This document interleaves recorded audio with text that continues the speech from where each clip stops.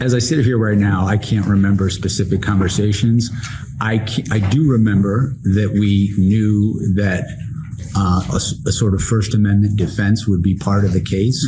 And I think when I mentioned to you earlier about how to frame the case, we want to make clear that this was not about trying to interfere with anyone's First Amendment rights, that this was a fraud. And as you know, under Supreme Court precedent, fraud is not protected by the First Amendment. And so in my mind, it was important to make that clear in the indictment. And that's why when we litigated this issue before the district court, we prevailed.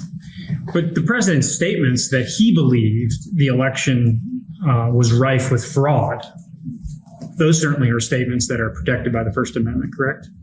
Absolutely not if they are made to target a lawful government function and they're made with knowing falsity. No, they're not.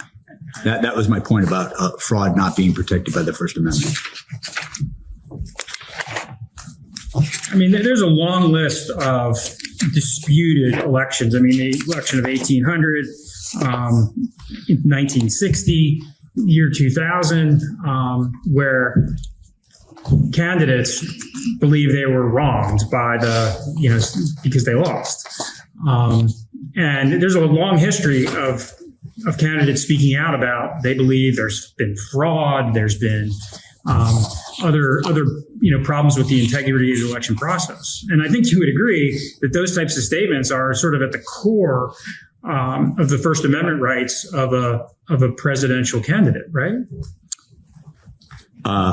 There is no historical analog for what President Trump did in this case.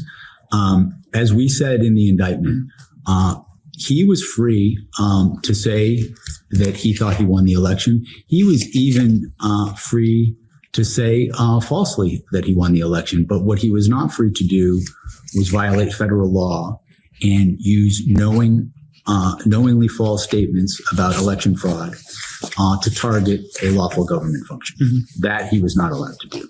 And that differentiates this case from any past history.